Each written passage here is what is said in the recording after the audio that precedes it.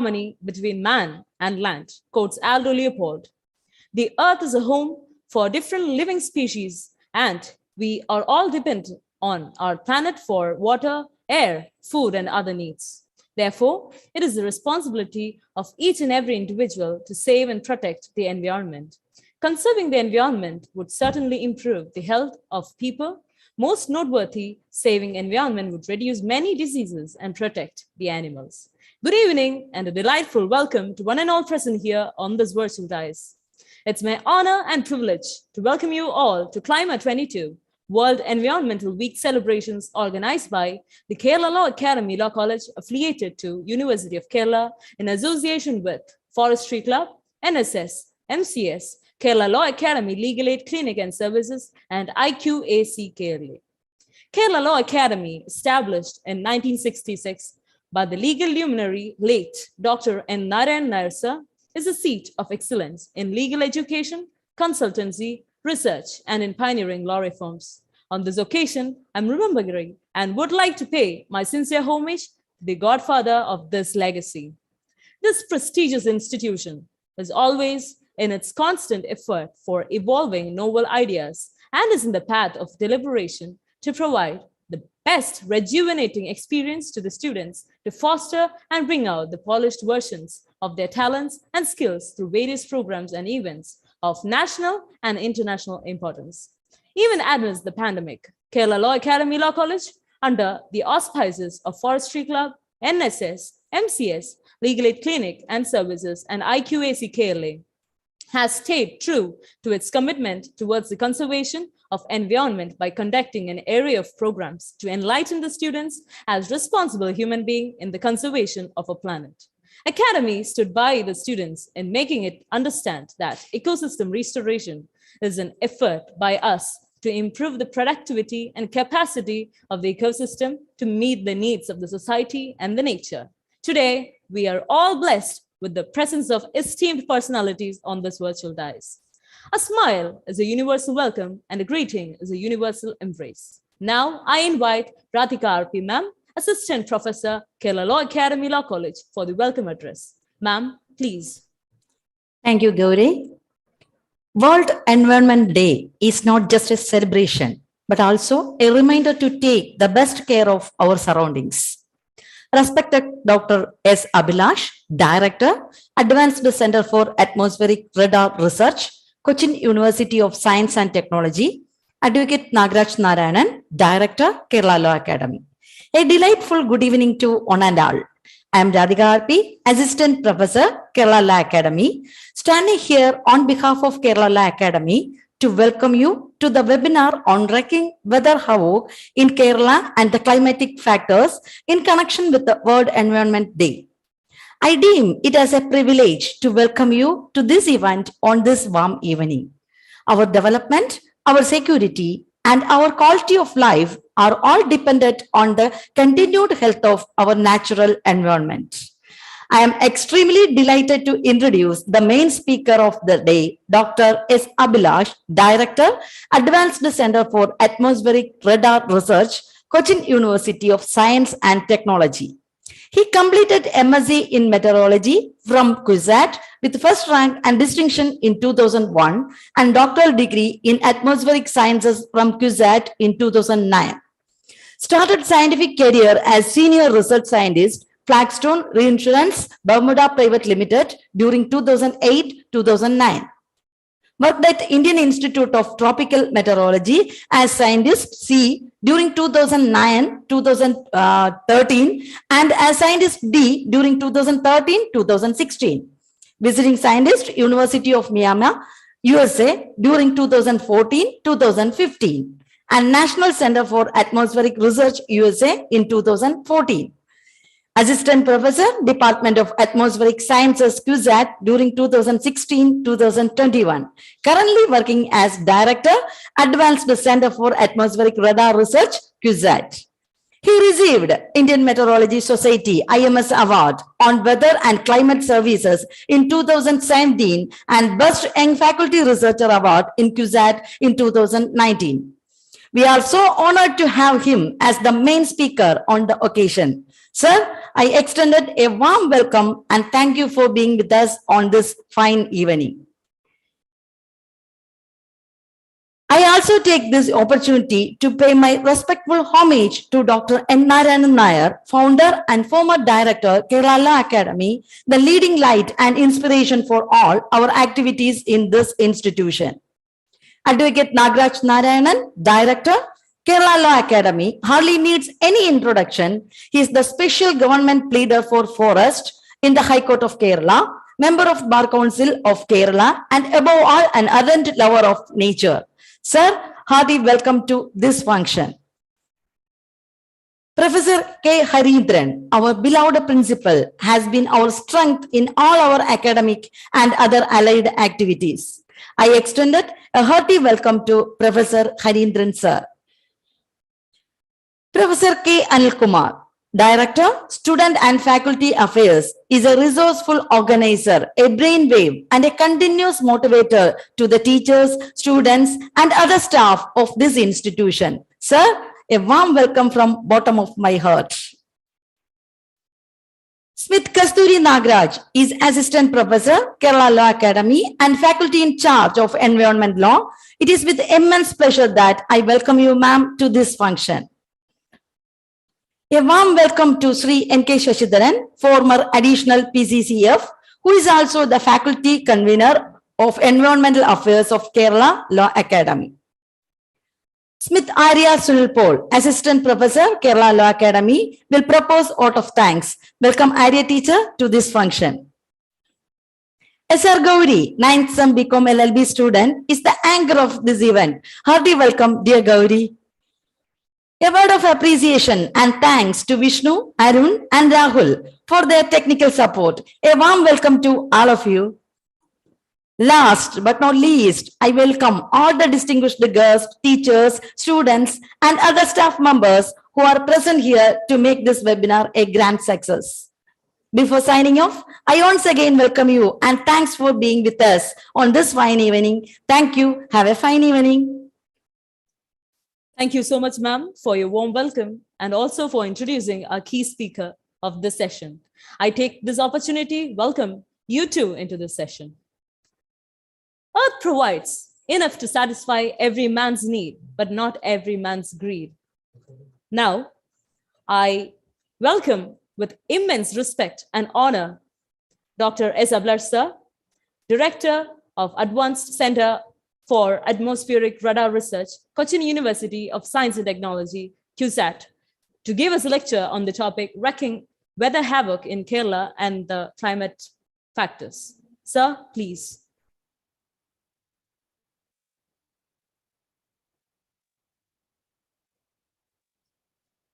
Thank you, Gauri, for the nice introduction. And thank you very much for the invitation for a talk in this August, before this August audience. Let me share my screen first.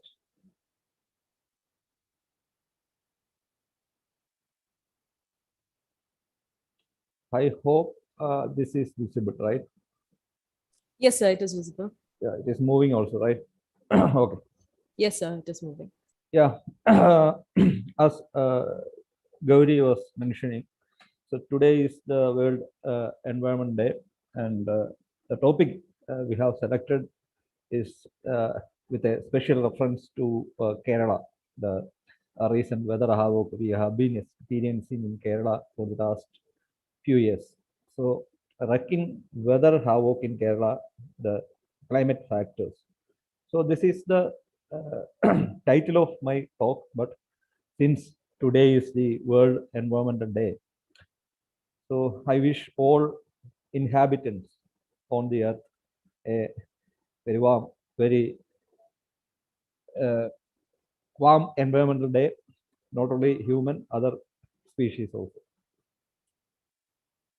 So, because environment, climate, they are mostly a inseparable entity. So that means we still don't know whether environment is a function of climate or climate is function of environment, because both are not So, so both are dependent each other.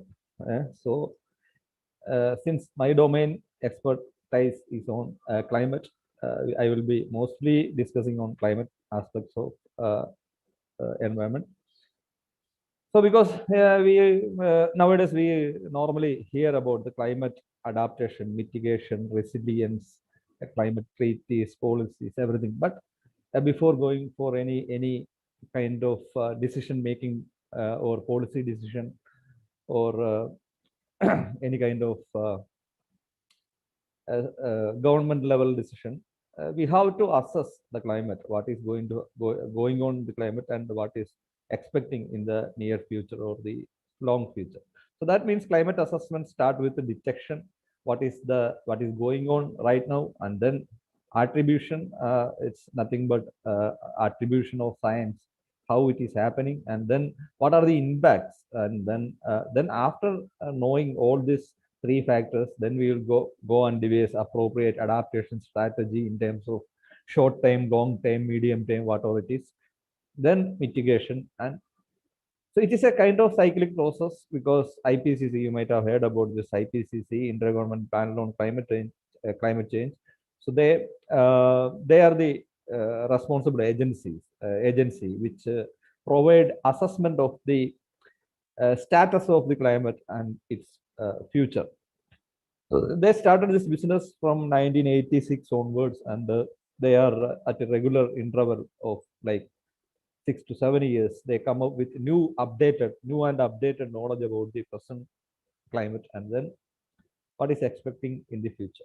So when they arrive at with the first assessment report in maybe way back in 1990s, so that time they were mostly projecting or predicting something going to happen maybe 30-40 years after 1990s. So now the reality is that because the recent IPCC assessment report came just recently, maybe not just recently, maybe 1 year back. The sixth assessment report, when it is published, when we publish the sixth assessment report, it is a reality that we are not discussing about a event which is going to happen. Rather, we are living with it. So that means we are every places on the earth, whether east, west, north, south, rich, poor, developed or developing, any sort of dimension, if you ask, all are feeling the heat of climate change, especially in terms of climate extremes. So what is the recent scenario is that the most of the disasters which is happening all over the world, if you look at the spectrum of the disasters, we can find a climate link to almost 80% of the disasters, except like some of the geophysical disasters like earthquakes and the extraterrestrial impacts like meteor impact, asteroid impact or something, or space weather. Apart from that, if you look at the total disaster spectrum, 80% is a direct link to the climate. So then this is the main essence or the takeaway message from the recent IPCC report is nothing but the recent changes in the climate are widespread, are rapid, intensifying, and unprecedented in the last thousands of years. So that is the main essence, and they are unequivocally or with much confidence, they are telling that most of these changes have been happening due to anthropogenic activities. So this is the main essence of this recent IPCC report. So if you look at the temperature for the last 2000 years, it is the highest in the last 2000 years compared to the baseline temperature. It is baseline we have selected like 1850 to 1900. So after that, with the industrial revolution, the greenhouse gas concentration in the atmosphere has been increased after that. So the base period is pre-industrial period, and compared to that pre-industrial period, we are now sitting at a level where the temperature of the earth is almost like 1.1 to 1.2 degree warmer than the pre-industrial period. So that is, this warming is unprecedented in the last 2000 years. So that is the main essence. And if connected to this, if you look at the carbon dioxide concentration in the atmosphere, it is almost like highest in the last 2 million years, highest in the human history at least. Then the sea level rise is fastest in the last 3000 years. It's almost like 1 to 2 millimeter per year. Sea level is rising. So that much fast it is rising. And then Arctic sea ice is lowest in the last 1000 years, and the glacier retreat is highest in the last 2000 years. So these are the main takeaway messages from the recent IPCC report. So in tune with that, if you look at the total extreme weather events or the climate extremes, we can find that extreme heat events are becoming more frequent and intense. That is the essence. Then heavy rainfall events are becoming more frequent, and at the same they are becoming more intense. Drought is becoming, many part of the world is experiencing acute or even chronic drought prone situation, like California and some part of Australia and the African regions, many part of the African regions. And then fire weather, it was uncommon, especially like the middle latitude countries like Canada. Even in Kerala, it was not that common, the forest fires. But in Canada, also the last 2 years, they have been experiencing forest fires. In terms of ocean, if you look at the ocean, is the buffering system of the climate, and ocean is experiencing lot of stresses due to anthropogenic activities. So in terms of ocean sea suffers, temperature is warming, ocean is becoming more acidic, the pH value of ocean water is reducing. That means ocean is absorbing a lot of carbon dioxide, which the humans are dumping to the atmosphere. Then it is losing oxygen from the top water layers. So what happens when oxygen is reducing in the top layers? The pelagic fishes, which normally stay in the top, the top portion of the ocean water, they either migrate or they go extinct. So these are the some of the environmental factors which is connected to the climate. So in terms of, if you look at in essence, the risk associated with the climate is increasing. If you assess the risk connected to the climate, it is increasing. This is the graph which is showing both frequency and intensity. This is the previous climate. The previous climate also, we were having cyclones, heat waves, drought, flood, then lightning hazards, everything we are having. But in the present or future climate, their frequency is increasing, at the same time the intensity is also increasing. So that is the evident impact of this climate change. So if you look at this risk is a function of hazard and vulnerability, and then the capacity to cope. So in this vulnerability capacity, there are exposure and vulnerability part of it, but hazard, which is linked to global warming. So the global warming, the climate change is making hazard more intense. That is why the risk associated with the climate is increasing in the present climate, and expected to increase in the future climate. So that mainly because of the hazard pattern is changing, and hazard is becoming more frequent and more intense. The thing is that in order to reduce the risk, we cannot do anything about the hazard. At the same time, we can manage better to reduce the risk.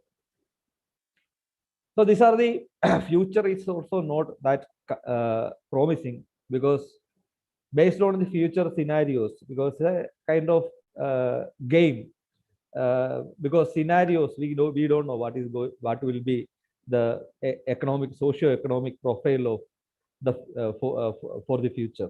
So that means we have to depend on some kind of assumption to devise some kind of scenario based on socio-economic pathways to the in the future. So that IPCC normally depend on Earlier, it was basically based on the RCP scenarios, like representative concentration pathways in the future. That is nothing but how our emission will be happening in the future. There are different pathways. The scenario represent, the projection is not actually prediction. So the projection is actually some of the scenarios for the future. So we have at least 5 or 6 scenarios. If we choose one scenario, then how we are going to end up by 2100 or 2200. So that is the meaning of the scenario, because based on the future socio-economic pathways, it is nothing but SSP scenarios. It is a shared socio-economic pathways. So that means based on the socio-economic pathways in the future, we devise few certain kind of situations we assume certain type of situation for the future. Based on that, we run the model and generate the projection according to that future scenario. And for each scenario, how the temperature response will be in the future. So that is what the projection. Projections are not actually meant for any kind of prediction. It is kind of scenario, expected scenario. If we are taking, if it is like taking different paths, if you are taking a high-speed corridor, you will arrive faster, but at the expense of means producing lot of environmental damage. At the same time, if you go at a slower pace, you may not be arriving by the time.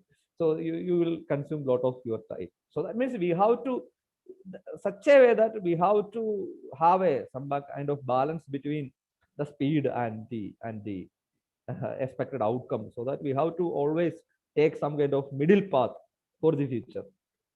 So this is what, if we take different type of these paths, how we are going to end up by 2100 or 2200. That is what the scenario tells about.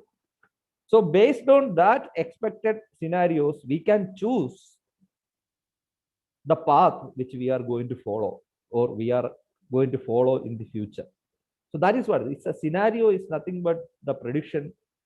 It will show you some kind of path. If you are taking this way, you are going to end up with a 5-degree warmer climate by 2100. So that is the extreme scenario, like SSP 8.5. So that is 8.5 is the excess warming in the by 2100. That is the excess energy imbalance. That is the meaning of 8.5. That is 8.5 watts per meter square energy imbalance will be in the 2100 scenario. So if we take that path, a very high speed path, that will go and end up with like SSP 8.5, the temperature will be like 5-degree warmer compared to the baseline pre-industrial period. That is the meaning of that. So just imagine, now we are experiencing 1.1 degree warmer climate compared to the reference period, the pre-industrial period. And we are experiencing this much hazards, and we are experiencing a lot of disasters. Then just imagine if you are end up with 5-degree warming by 2100, what is going to happen? So that it is meant for the policy makers to make their decision according to this and take a appropriate pathway. That is the meaning of this projection. So actually, I am not going to discuss much about this because my topic is on Kerala climate. So that means in the future projections, there will be a lot of uncertainty. We don't know what is going to be the socio-economic profile in the future. We cannot predict for the next 1 or 2 years. You cannot predict. Even economics or social pathway, you cannot predict. So it is all based on some kind of assumptions, so that there are inherent uncertainty associated with that each scenarios and projections. So that we have to accommodate. We have to live with that uncertainty for the future. So these are some of the technical terms I just want to introduce here. And this is just one thing, because since today is the World Environment Day, we have to slightly go back to our Earth climate, maybe 500 million years back, because we know that the Earth is formed almost like 4.6 billion years back, 460 crores of years. But in that, the most of the diversification of the planet in terms of biodiversity happened just in 500 million years. Other 4 billion years, 4.6 billion years total history. Other 4 billion years, there were no big life forms on the earth. So that is the reality we have to understand. And then in just 500 million years, what had happened on the earth? And even if you look at that 500, there are a lot of evolutionary process. I am not going to, because if you look at after our ancestors, primates or gorillas, we came in our Homo sapiens. We came just in last 1.5 lakhs years. So that means if you look at the total life history of the earth, we lived Homo sapiens lived on the earth maybe just 0.01% of the total time. So that is the time clock. What I want to tell here is that if you look at the last 500 million years, where a lot of biodiversity or diversification of the biological forms happen, there itself we can find 5 major mass extinction events. So that is associated with the extreme climate events. This is the base climate. That is sometimes it had happened with a warmer climate, sometimes cooler climate. So that means when sudden changes in the climate happen, there were a lot of extinction also happened, like Ordovician, Permian, Devonian, Triassic. The latest to happen was the KT period, where most of the dinosaurs went extinct. So it's almost like 80% of the life forms which were present during that time, they got extinct. So this is the reality. This we can derive from lot of proxy data, fossil data and all. So what is now? Why I am talking this here is that because since today is the World Environment Day, why we want to study the history is that we can learn from history. So that is the main beauty of the history. So the climate history also tells us there are a lot of stories so that we can take appropriate action to minimize the impact. So that is the beauty of studying history. And in terms of Earth history, we can find that maybe the Paleocene, Eocene thermal maxima, PT thermal maxima, around 65 billion years back. It's a kind of analog situation for the near future. So that is what the analog concept is. What had happened when Earth experienced this much warmer climate? So something had happened almost like 65 million years back. 80% of the species on the Earth lived during that time gone extinct. So naturally, this is the PT thermal maxima. Delta T is the difference in temperature. It was very warmer by about 5 to 10 degree warmer than the present climate. Now we are here. Now we are 1.1 degree warmer. Not much, but 1.1 degree warmer. So our future projections, what they are telling that it is going to be 5 degree warmer by 2100, and if we continue the same path, it can become almost like 5 to 10 degree warmer by 2100 or 2200. So that is the reality. Here, the one thing we have to notice here is that this type of climate change had happened on the earth at certain times, like in the last 500 million years. 5 type of mass extinction had happened that has got a direct link with the climate. But this time scale is very much important. Here, the time scale over which this warming is happening over a millions of years time scale. So then it becomes kilo year. Now it is just year. So that is the main concept, main thing. What I want to convey here is that whatever changes which had happened or taken place on the climate of the earth over a period of millions, lakhs of years. So that is happening in just 100 years, 50 years. So that is the main difference between earlier changes and the present day changes. So that is the main difference. So that means you might have heard about the evolution by natural selection, because maybe this type of changes in the climate might have been forced. The species lived on that time. Some of the species got adaptive capacity so that they can make adjustment, means by their own, and so that they can adapt to the situation and live for, or make some kind of adjustment, and then they can evolve into some other species. So that is a kind of the evolution by natural selection has got some kind of link to the climate as well. So here thing is that because that had to happen over a period of lakhs of years, of millions of years, here thing is that we are not, or any species, they are not getting enough time to adapt to the situation, because the changes which is happening over a period of few years. So that means that is not enough for them to make the adjustments. So that means another type of evolution by natural selection may not be possible in the future. Instead, most of the species, they are not that much capable of adapting. They go extinct. So that is what the analog situation tells about.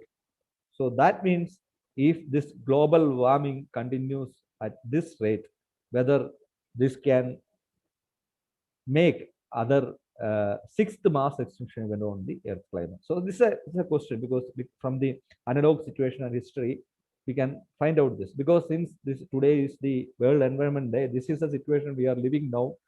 So that's just I'm stopping here, and I am going to the Kerala specific part of my talk, because we know that for the last 5 or 6 years, Kerala has been experiencing lot of extreme weather events. Now we are more concerned about the flood, but we should realize that we had a very big drought in 2015 and 2016. So that we should not forget. So that means in the last 10 years, we had 3 drought years and two excess years. So that is the main essence of our Kerala's changing climate pattern. Started with the heat waves, lightning. Lightning was common here, but heat wave was not that common over Kerala. That also become a common affair during summer season. Then drought conditions are becoming more frequent and chronic, in the sense that 2016 was the biggest drought year in the Kerala for the last 100 years. So then after that, 2018, and Oki came. Oki came means Oki was the cyclone which came close to Kerala coast, maybe in the last 40 years. That was the first cyclone. After that, there are series of cyclones which is passing close to Kerala coast. That also became a common affair after Oki. And then 2018 flood, that was time we were discussing about. It is the flood of the century. So every century we will have a flood, but every year after that we are experiencing flooding situations continuing in 2019, 20, 21. We don't know what is in store for 2022. So this is the disaster profile of Kerala. If you look at the last 6 years, starting from Oki onwards, it claimed almost like 400 to 500 people, fishermen's life at the sea. Flood, almost like 800 to 1,000 people dead. And the loss was almost like 40,000 crores. Flood 2019, more than 120, more than 121, more than 50. Every year, the lightning also makes lot of damage and lot of death. But that is not counted, because this type of lightning event may not be a large scale event. One lightning event may kill 1 or 2 people. So that may not be noticed much compared to other large disasters. So this is the disaster profile of Kerala. It is increasing because the value of the disasters, they are mostly measured according to fatality and the damage. So in Kerala, both are increasing. So this is our unique topography, unique geography of Kerala. That is the main beauty of Kerala, because this unique geography is making Kerala God's own country, because we have the unique climate. Because if you go to any other place, you cannot find the same climate any other region on the earth. So that is the uniqueness of Kerala climate, because we are having rain almost every month except January and February. Nowadays, January and February also we are starting experiencing rain. So that means total 12 months we are getting rain. So that is the main thing. We have lot of biodiversity in the Western Ghats and also a diversity in terms of flora and fauna. So now this has been changed because the uniqueness is that we have the Western Ghats. The height is almost like 2000 meters. And in the east, west, we have Arabian Sea, vast Arabian Sea, South Indian Ocean, and East Bay of Bengal.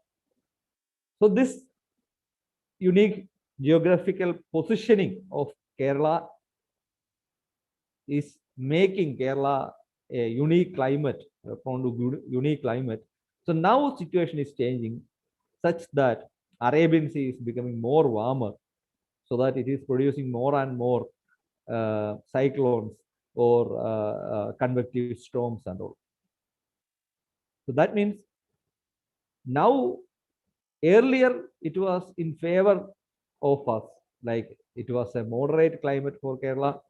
Now Arabian Sea is changing on one side, and our Western Ghats is also changing due to anthropogenic activities. On both sides, our climate is under pressure and under stress. So this is now this unique positioning is making lot of challenge in Kerala. That is why we are nowadays prone to almost like multi-hazard, multi-weather hazard region. So if you look at this is the connection to the previous slide. If you look at the annual rainfall pattern, we have a good two rainy season. One is the southwest monsoon from June, July, August, September, and the northeast monsoon October, November, December. And in which southwest monsoon we are getting almost like 60 to 70% of the annual rainfall, and the northeast monsoon we are getting almost like 15 to 20% of the annual rainfall. During southwest monsoon, this is the distribution. We are getting more rain in the north, less rain in the south, and during northeast monsoon we are getting more rain in the south and less rain in the north. These are some kind of unique distribution, spatial distribution of rainfall in tune with the geography or topography of the Kerala. So now this is just I mentioned the interannual variability is the main factor, because when we talk about flood, we always talk about only flood. When we talk about drought, we always talk about drought unless another flood is coming. So it is not just about the drought or flood. The variability of the system is increasing. That means the variability of monsoon rainfall, interannual variability from 1980 to 2020, if you look at, these are two bar graphs. One is the combined percentage deviation of rainfall for June and July combined, and then for the 4 months, June, July, August, September. The red color means if June, July rain is very deficit, so the blue thing also will be on the negative side, deficit side.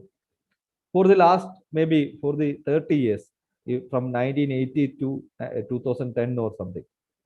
So, but what is happening recently is that even though like 2019 and 20, the June rainfall was more than 20% deficit in June plus July, but the seasonal rain, June, July, August, September, is became positive on the positive side. So that means any deficit rainfall, large deficit rainfall of 2 months can be compensated with the other 2 months rainfall. So this was not the case in the earlier period.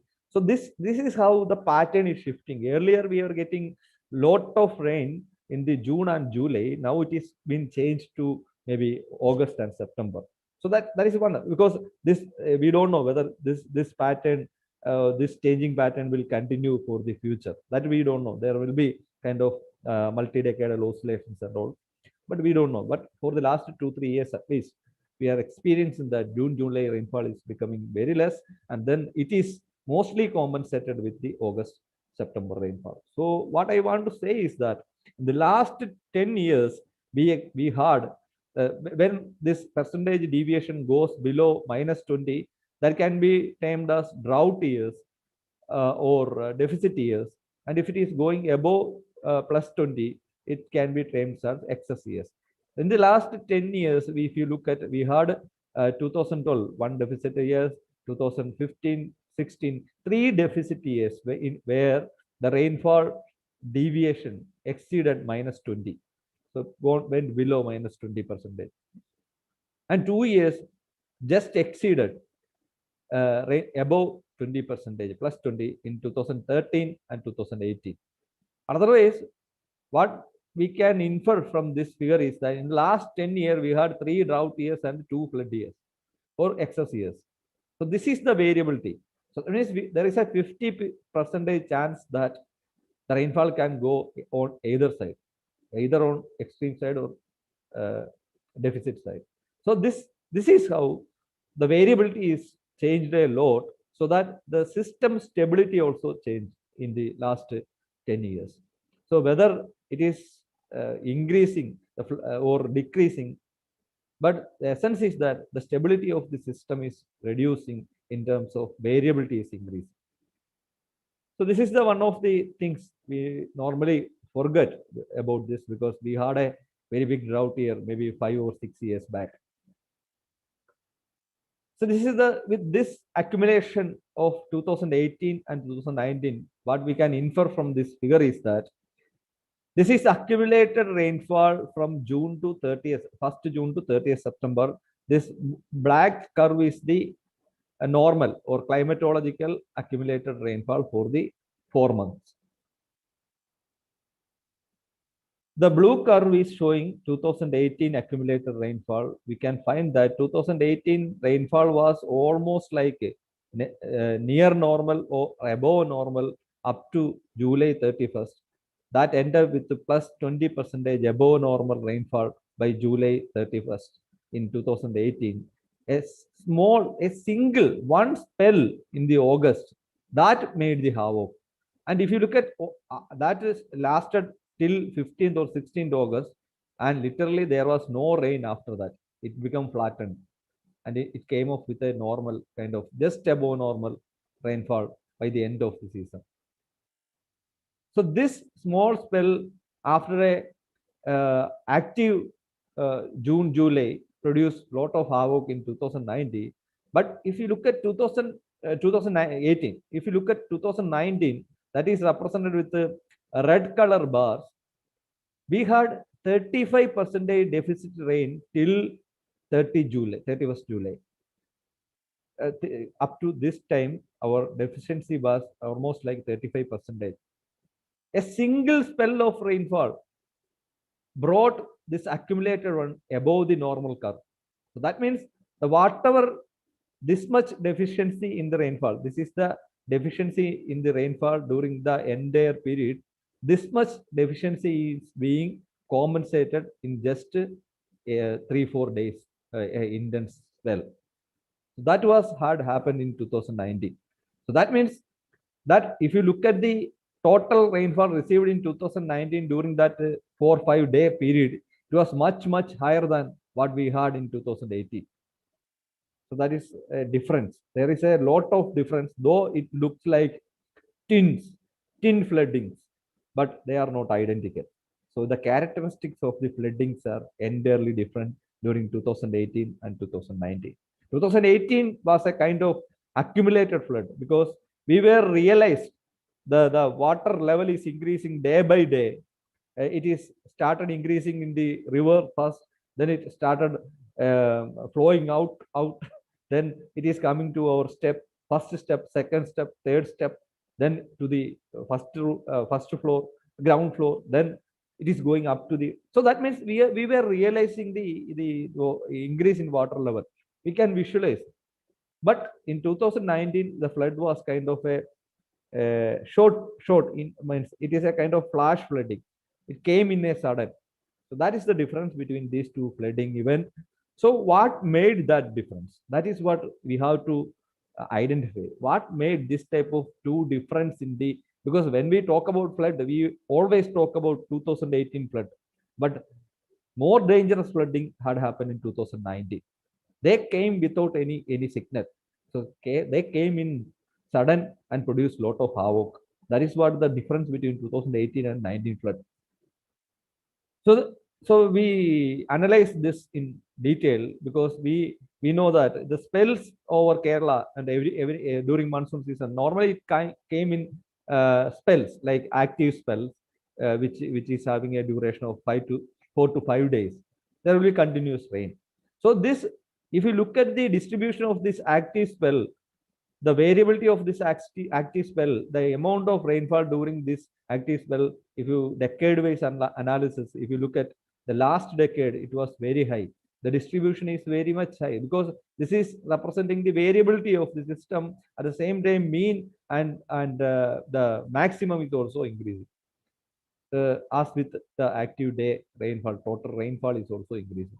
So that means this is the reason why just 5 days of rainfall during one spell can compensate 2 months deficit rain. So that is the essence of this. So if you closely examine during 2018, 2019, and 2020, this is a 5-day accumulated rainfall over different stations. The color scale is according to intensity for the 5-day accumulation. It is almost, the red color shows 1200. That means 120 centimeter in 5 days.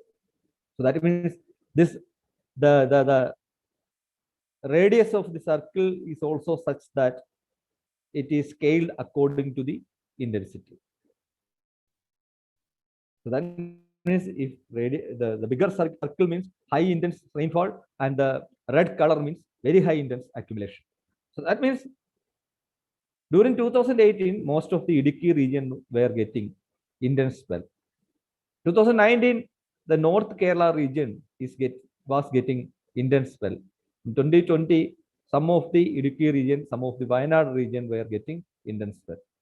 So the thing is that in 5 days, these all stations received almost like 120 centimeters of rain. This 120 centimeters of rain is a kind of rainfall which normally we get in 2 months. So that 2 months worth rainfall is produced in just 5 days. So this type of intense spell cannot be, the Kerala terrain, land use, landforms, everything is not designed or meant for accommodating this type of intense heavy rainfall. Even our Western Ghats, without any human intervention, that can produce landslides. So this much intense spell is coming on the ground. So this is how a extreme intense spell can be identified or distinguished through some statistical analysis. Like, I am not discussing much. There are some way by which we can identify, because this is 2018, because this was the extreme spell. This is 2019, this was the extreme spell. This is 2020, this was the extreme spell. There are different ways by which all active spells are not extremes. That is what I just want to tell. These were distinguished as extreme spell due to some statistical analysis. So we found that these were because if you now, this is the situation in terms of rainfall. This is the situation. Now we have to identify the climate factors. What is happening in terms of climate? As I was telling, the uniqueness of Kerala in terms of unique positioning of Kerala land with respect to ocean. Our ocean basin, like Arabian Sea, which is warming. This is the trend of SST, sea surface temperature of ocean water.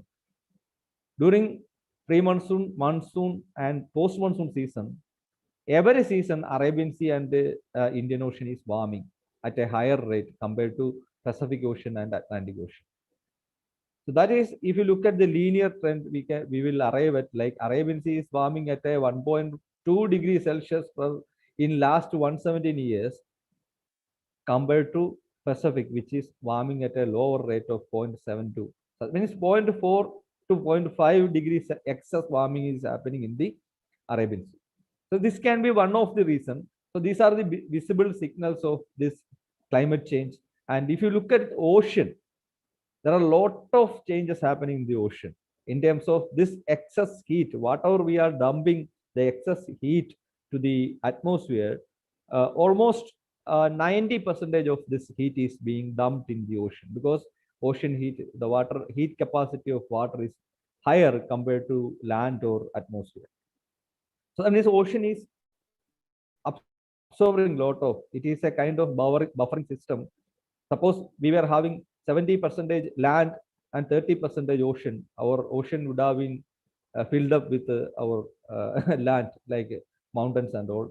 So we were no more having any ocean, no more. So that's a thing. If you just compare, because the sustainability of the earth is a climate is mainly because the presence of the ocean, that too as a, in terms of mass, it is almost like more than 90% of the total mass will be in the ocean. So that is what the 90% of the total heat will be absorbed in the ocean. And not only at the surface, the entire ocean depth is warming. So because this heat is transferring towards lower region, so that the entire ecosystem in the ocean is also suffering from this. And then sea level rise is increasing, ocean acidification is increasing. That is the main reason why we are losing a lot of bleaching out of coral reefs, because coral reefs are the main region where there are a lot of biodiversity is seen, and that is a region where the small species will come, and it's a kind of biodiversity region comparable to the forest in the land. So that ocean corals health is reducing due to warming at the same time of ocean acidification. Then hypoxic region, the that I just mentioned, the oxygen content in the top layers of the ocean is reducing. So that means the pelagic fishes, what we are eating, the oil sardine, the chala, they are pelagic fishes. We are not getting this pelagic fish chala anymore, because it is coming from Oman or Digo Garcia or the African region. No more Kerala coast, there is no pelagic fish, because chala is coming from some other region. So that is the immediate impact of this hypoxic and ocean acidification. So we are realizing that in terms of our food habits, the changes in our food habits, because I'm a very big fan of chala. So we are not getting nowadays good chalas anymore. Then super cyclones are increasing. Flooding, coastal flooding is increasing. You might have heard about this, the sea level rise combined with the storm surge. That is making most of the coastal cities, they are becoming more extreme sea level rise issues. Extreme sea level rise issues. That is nothing but combined with the sea level rise storm surge. The coastal city can be flooded in the future frequently. Our Cochin, the Kerala, entire Kerala coast is not an exception. So if sea level rise, a tide, spring tide, along with a storm, cyclone comes, they can add more water. They can inundate maybe 2 to 3 centimeters of water to the land. So these are some of the things we have to expect for Kerala. And the Arabian Sea, eastern, especially the west coast of Arabian Sea is warming at a higher rate. That is the main reason, because if you look at that warming compared to east coast is warming at a higher rate compared to other ocean region. So this is the rate of warming. More warming is happening, or this is the cyclogenesis potential. The potential of cyclones to born in that region. That is the meaning of this figure. This is the previous 2 decades, and this is the recent decades. This is one season, the pre-monsoon season, March, April, May, June. We can find that the cyclogenesis potential is increasing in the recent decades along the west coast around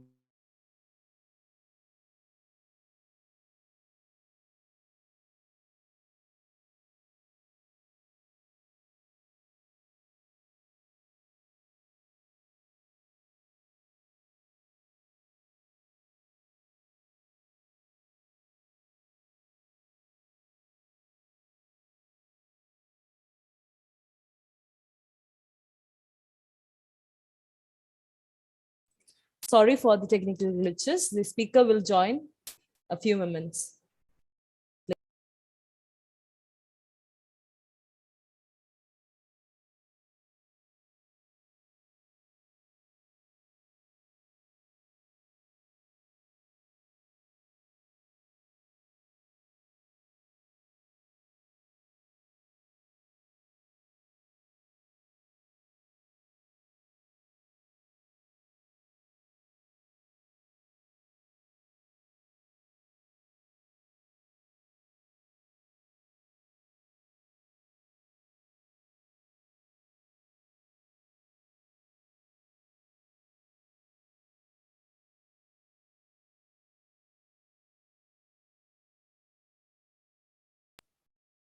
Hello, sir.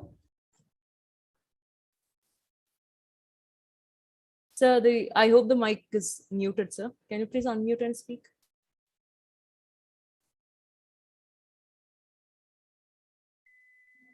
Okay, I will be in dark maybe because here my internet is gone, power is gone. Okay, Power sir. backup is also not working. There are some issues with my backup. Okay, anyway, I will quickly finish. I think this screen is visible still, right? No, sir, but you can continue, sir. Screen is not visible. No, sir, we can't see.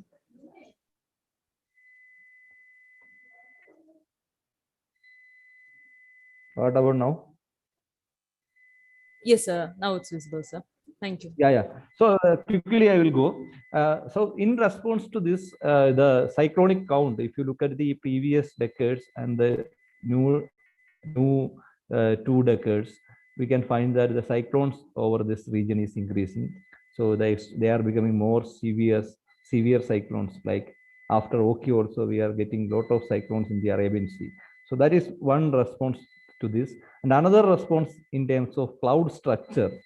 Normally, over this region, there are deep clouds. There are two type of clouds. One is deep clouds, which goes above 0 degrees of them, almost like 5 kilometers. They go deeper up to like 12, 14 kilometers. Another type of clouds are shallow clouds. During monsoon season, this region, the central Indian region, is having very deep clouds. Our region, the Kerala coast and west coast especially, they are having shallow clouds. So that pattern is changing now. So that means if you look at the very deep clouds, this region is getting deeper clouds now. And earlier, this type of deeper clouds were part of the northern Konkan region, north of Mangalapuram. But that is shifting towards south to our region. And if you look at the trend of this deep clouds, they are very increasing off the coast of Kerala. So this is the dangerous pattern. So this is evident from satellite data, whatever satellite data we have used for this study. One thing is that in response to ocean warming, our atmosphere is also changing so that it is becoming more, producing more thermal instability. So that earlier the chance that there are shallow clouds, but due to this thermal instability, they are overshooting deep nowadays. So this type of deep clouds they are making. This is mainly because of the global warming. Both our sea is warming and our atmosphere is changing. So that is atmosphere is making a lot of moist static energy. So this is what the thermal instability is also increasing in the new climate. So that is making our most of our clouds becoming more deep. So this is happening mostly in the ocean. So these are the two publications we just made on the Kerala floods, difference between 2018-19 flood. That led us an analysis that we found that the west coast region, the clouds are becoming more convective, more deeper. So that is a lot of things we have to means take cautious about this, because this is a very unique study, because whatever we are experiencing during the last 4-5 years, the landslides, mostly the 2019, 2021 landslides happened in Wayanad, Kuttikal, Wayanad regions of Kavalapara, Puttumala, then Pettumudi in Munnar, and Kuttikal, Kokkayar in the Idukki, Kottayam region. So all this landslide, there were presence of lot of this deep clouds. This is a satellite image of deep clouds. This is infrared brightness temperature from the satellite. The blue color tells that they are very deep. That brightness temperature is less than 200 watts per meter square. That is a proxy of the height of the cloud. Wherever there this blue color you can see, they are the region where the clouds are becoming very deep. So if you look at this animation during 2018 flooding event, cannot find any kind of this blue colors intruding to the Kerala land region. That is what I was telling from the beginning onwards. 2018 flood was a kind of accumulated flood in which the clouds were not that deep because it was a kind of accumulation happened due to accumulated rainfall. But in 2019, if you look at this type of deep clouds were intruding towards land, and that was making lot of means mini cloudburst type of event in the northern Kerala that made the havoc in 2019 in northern Kerala. So that means the cloud structure, when these clouds, mostly they form in the Southeast Arabian Sea of Kerala coast. If any chance they are coming to the land, they can make our land region with a lot of intense heavy rain just in 2-3 hours. Like earlier, our situation is like 20-25 centimeters of rain, which is happening over a period of 24 hours. Like one hour, it may be hardly 1 or 2 centimeters. But now the rainfall pattern has been changed in such a way that due to the deep development of this towering convective clouds, which stores more water than the shallow clouds, when it pours, that will produce a lot of rain at a in very short period of time. That is the main reason for kind of mini cloudburst or cloudburst equivalent to cloudburst type of event, which is happening now in Kerala region frequently. And this is the case of 2019 and 2021, the critical Kokkayar region also. The deep clouds which forms off the Kerala coast, but the wind and monsoon wind can carry this type towards the Kerala land region. And when they go and meet with the preferred zones in the Western Ghats, like Kavalapara or Munnar or Kuttikal region, the orographic lifting, the added lifting from the orography also make this clouds to grow very deep, so that when it rains, it will produce a lot of rain in short period of time. So this is critical event. Though Kerala everywhere we had rain, but the most intense spell was concentrated along Pyramid to this critical region. So this is the estimate from satellite data. So almost like 28 to 30 centimeters of rain, which had happened in just 2-3 hours. Through 3 hours, all this 20-25 centimeters of rainfall fell down to the surface. So this is the region where we identified a lot of deep clouds exactly over those regions. So that is the main reason that this change in structure. One is that the cyclones are increasing. Other is that the structure of the clouds increasing, so that they are making mini clouds burst type of event. When it is pouring down, that can make a lot of flash floods and landslide in the ground.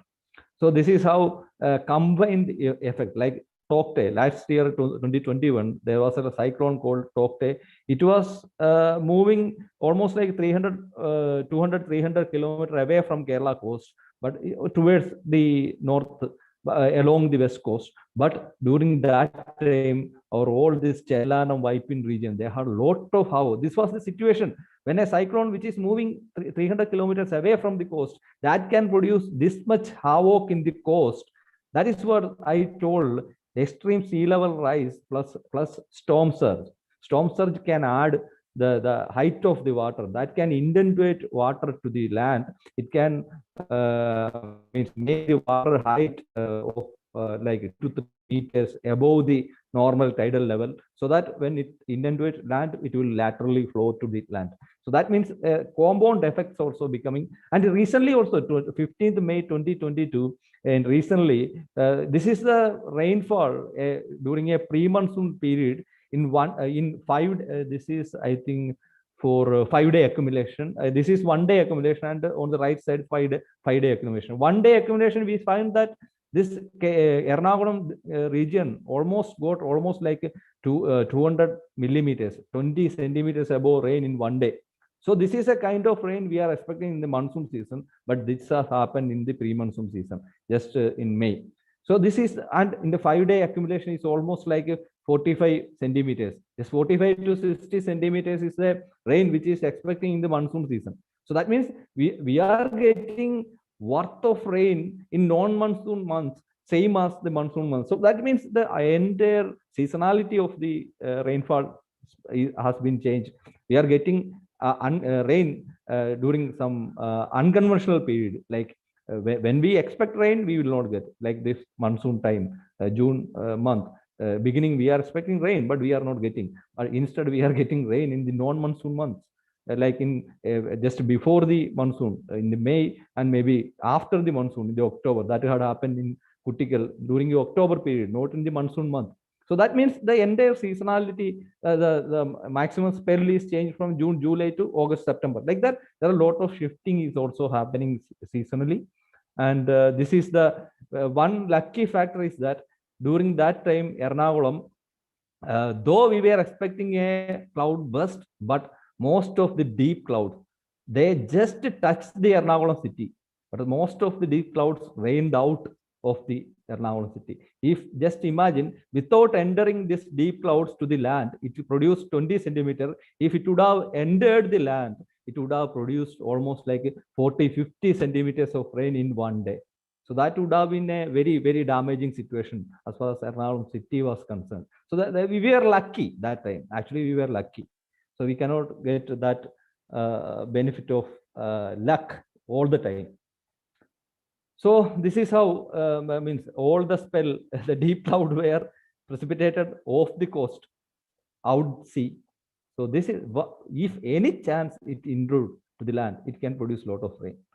So this is how the total disaster profile of Kerala in terms of heavy rainfall, cloud structure is changing, tropical cyclones are coming, and the lightning hazard is becoming very common. Though the death associated with the lightning is reducing, but the damage is increasing due to more frequent monsoon time. Also, we are getting nowadays lot of lightning clouds, like thunder and cumulonimbus clouds. That was rare during, at least during monsoon season, but it is now becoming a common affair because the shallow cloud nature is changed and they are becoming more deep clouds. So that can produce a lot of lightning. So the lightning is increasing, but the death is reducing. That is mainly because of our more awareness towards how we have to respond to this when a lightning cloud is coming.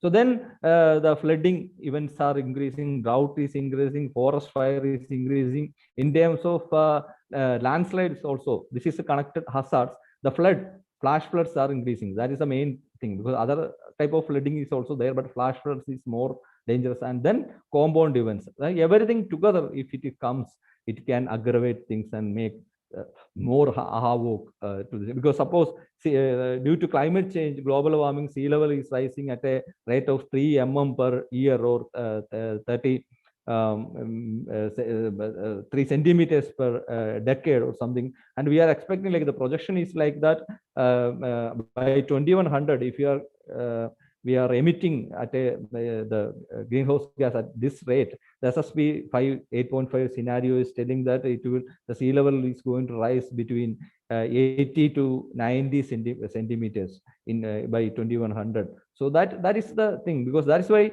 the Indonesia recently changed their capital from Jakarta to Borneo, other city. So that means that also forcing people to migrate from to other regions. Like migration was common affair in Africa and Bangladesh and from Orissa, but from Kutanad region also nowadays migration is happening a lot. So this is the disaster profile of Kerala connected to the climate. There are a lot of climate factors also. So we need to have live with this, because how we can reduce our risk is that hazard. We cannot do anything about this, but we can make improved predictions of, at least if you can predict 6 to 12 hours in advance, this eventuality, like any cloudburst event is going to happen, at least we can save the life of the people. So exposure, we can do something about it. Vulnerability also we can reduce. That depends on the socio-economic factors also. But what we need for Kerala is the integrated people-centric multi-hazard early warning system, which includes, there are 4 legs: risk knowledge, monitoring, warning, dissemination, communication, and response capability. Risk knowledge is nothing but what are the risks we are going to face. Each citizen has to be aware of what type of risk, climate risk they are going to face. Then monitoring and warning is very much important, because we have to develop our capability to monitor and warn this type of weather events well in advance, at least actionable lead with actionable lead time. We have to warn the people. Then dissemination and communication is another part, because they are our media person. Because nowadays there are, if any alert, yellow alert comes also, they propagate like as if a red alert or any big disaster is coming. So like that, dissemination and proper communication is so very much important. And then the response capability has to be built. This is can be, these 4 factors can be considered as a leg of a chair. If one leg is weak, that will affect the entire system. So that means for Kerala, we need to have a people-centric multi-hazard early warning system. So that is a need of the hour. We have experience in this type of eventualities for the last 3-4 years, but still we are lacking behind in developing this type of system. Okay, I'm stopping here. Thank you very much. Thank you so much, sir, for your valuable words of wisdom. And I also extend my heartfelt gratitude to you, sir, for spending your valuable time with us, and also for your most precious words that filled us with the knowledge and the light of your wisdom. We are truly enlightened, sir. Now, I invite Advocate Dr.N.Narayanan, sir, Director, Kerala Law Academy Law College, Special Government Pleader, Forest Department, High Court of Kerala, who is a constant core support for announcing the results of various events conducted in Climatic 22 World Environmental Week celebrations. Sir, please.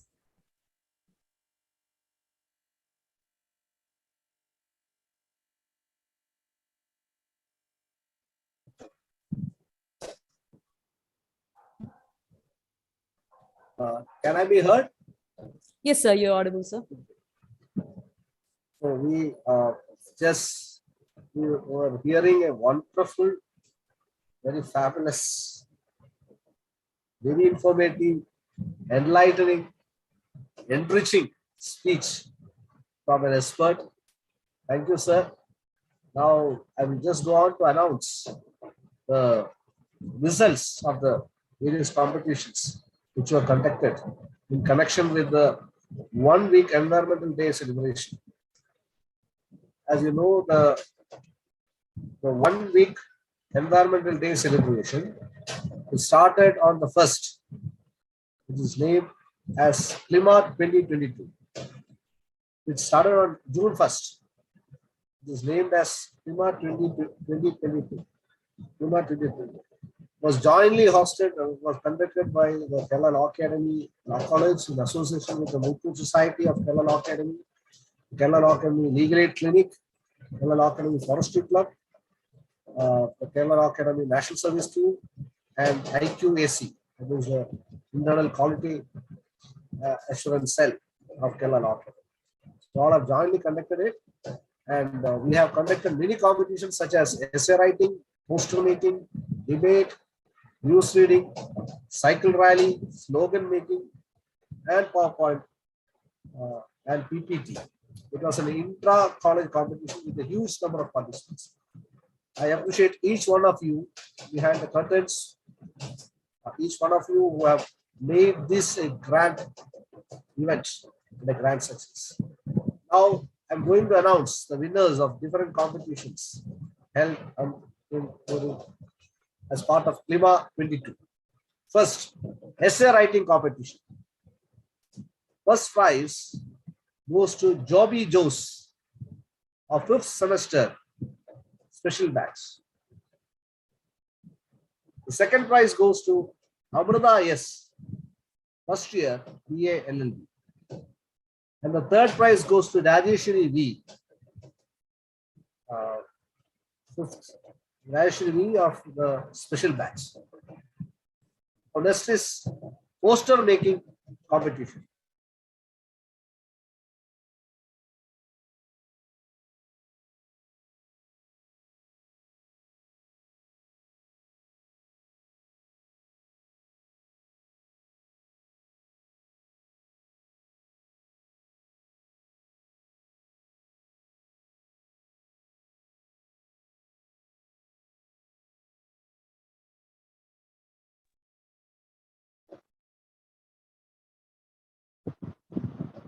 Hello. Yes, sir, you're audible, sir. Okay.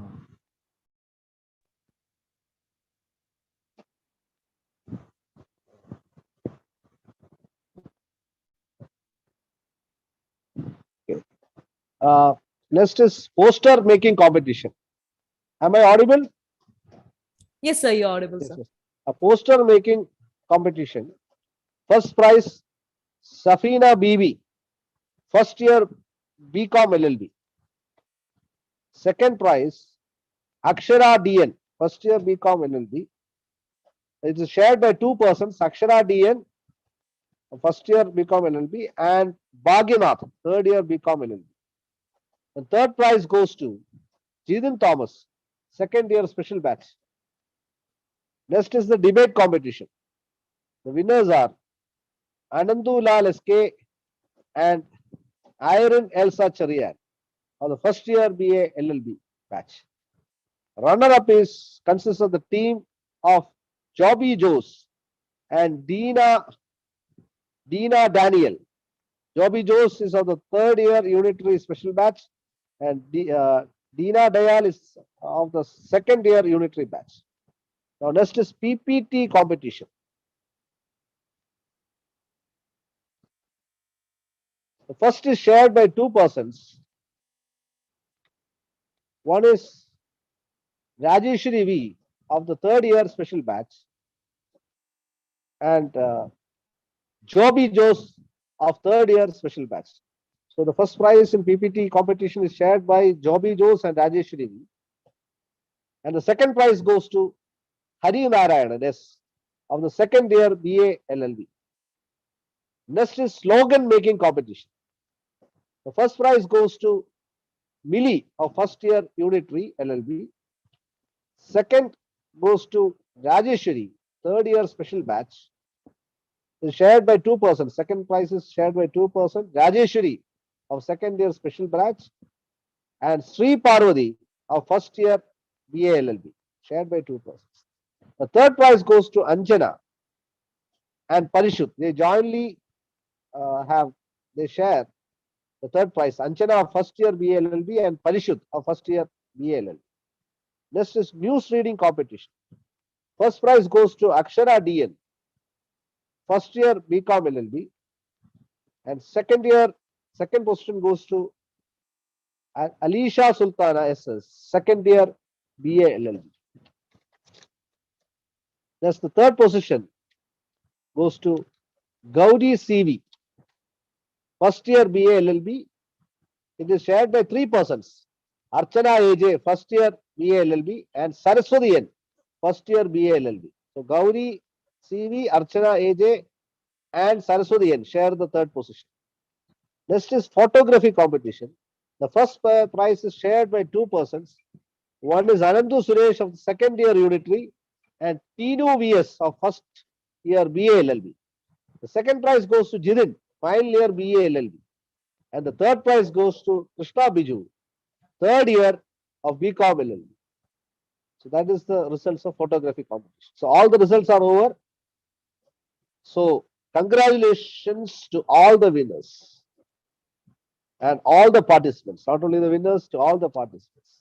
Thank you. Thank you. Thank you so much, sir, for announcing the results.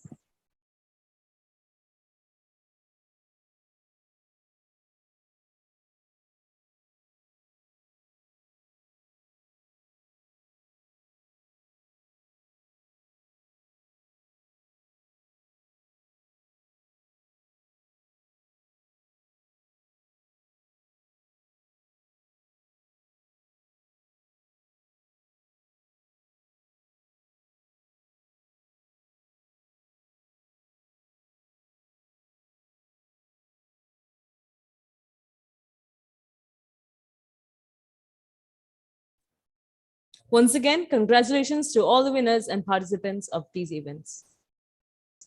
Gratitude is not only the greatest of virtues, but the parent of all others.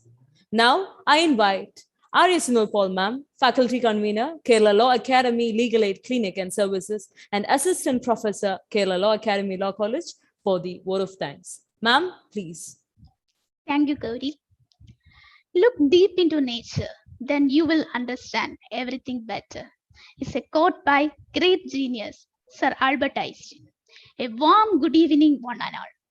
Most respected Dr. S. Abhilash, Director, Advanced Center for Atmospheric Radar Research, CUSAT. Advocate Dr.N.Narayanan, Sir, Director, Kerala Law Academy, Member, Bar Council of Kerala. Professor K. Anilkumar, Sir, Director, Administration, Students and Faculty Affairs. Professor Harindran K. Sir, Principal, Kerala Law Academy Law College. And Srimati Tyatika R.P., Assistant Professor, KLA. Other respected faculties, students, invitees present here. I consider it as a great privilege to present vote of thanks to the dignitaries of today's valedictory session of Environment Day celebration, Climatic 2022, organized by Kerala Law Academy Law College, Thiruvananthapuram, in association with Legal Aid Clinic and Service, MCS, NSS, Forestry Club, and IQAC KLA. World Environment Day 2022 theme is Only One Earth, with focus on living sustainably in harmony with nature. World Environment Day is an occasion to think about how we part of nature and how intimately, equivocally we depend on for survival. All of us inhabitants of planet Earth, we are required to do all this possible, our power to keep our environment clean and safe for us for future generation.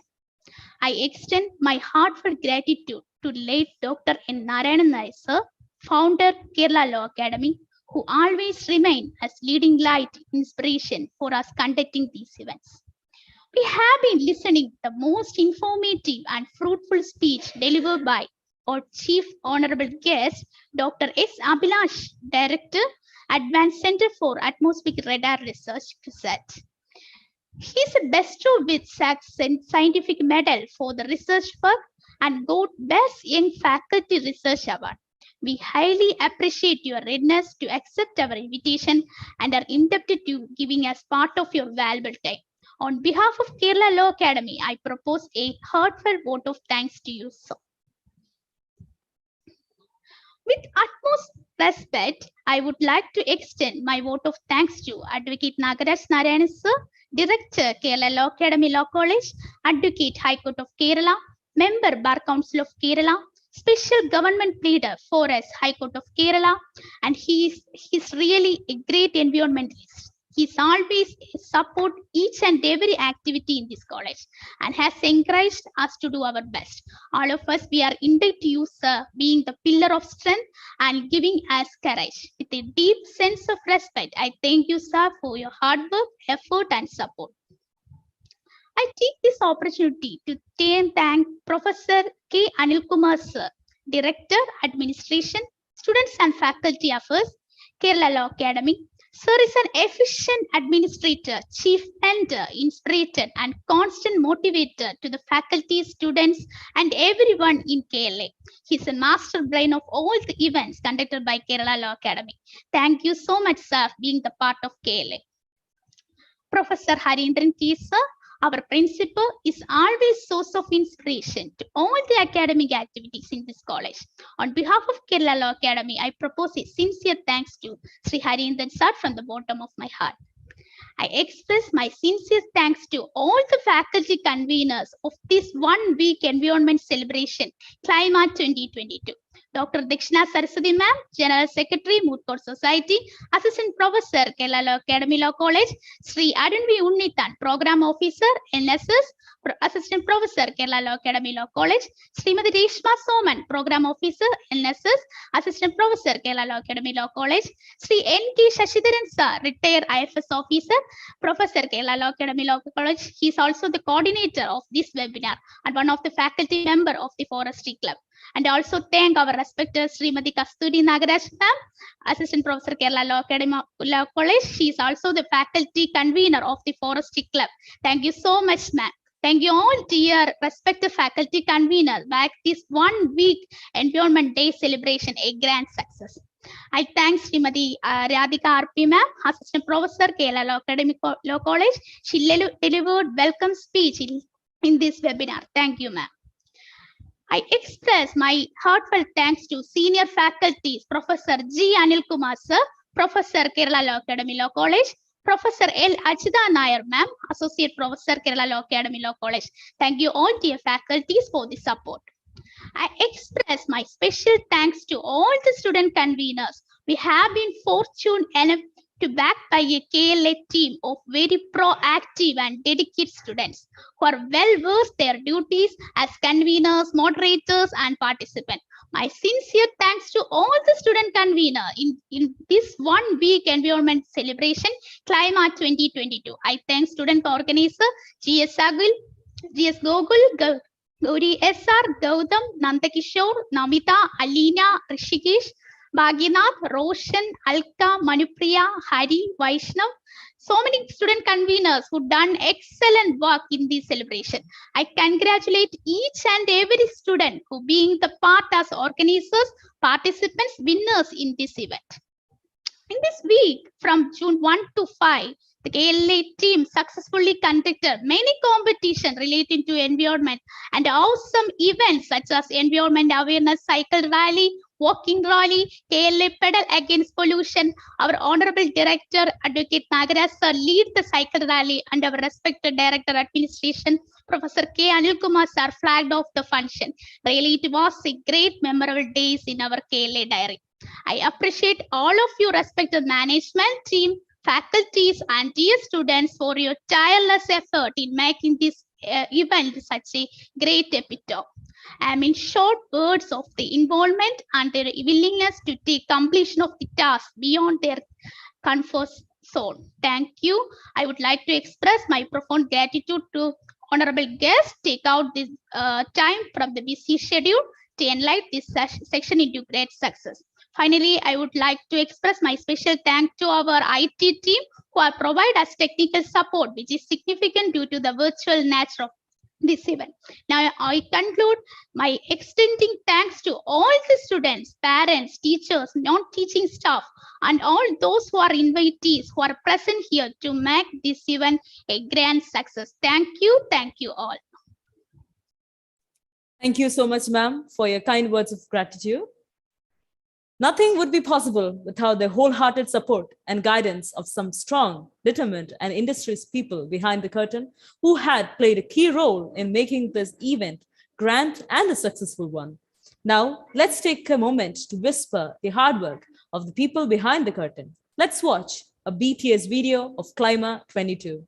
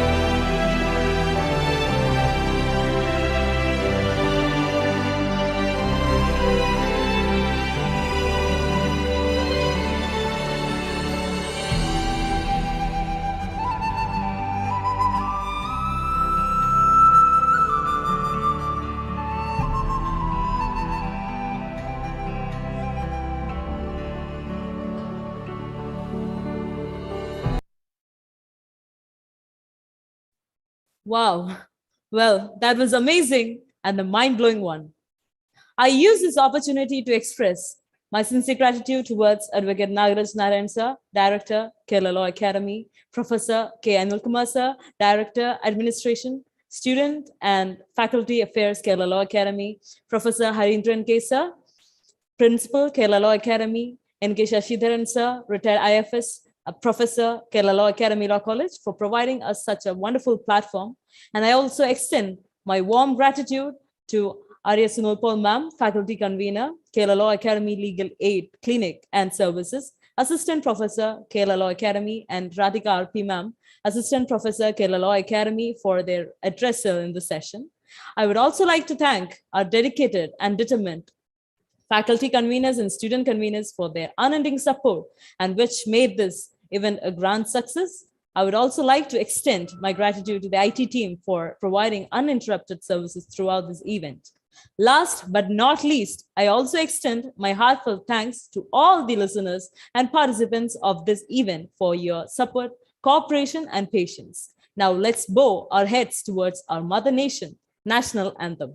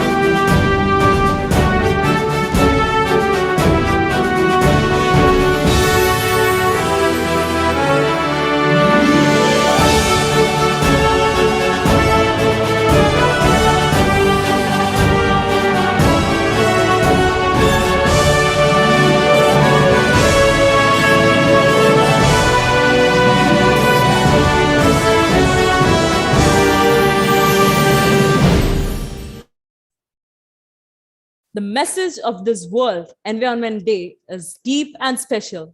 Only one Earth. This is SR Gauri signing off. Once again, thank you all.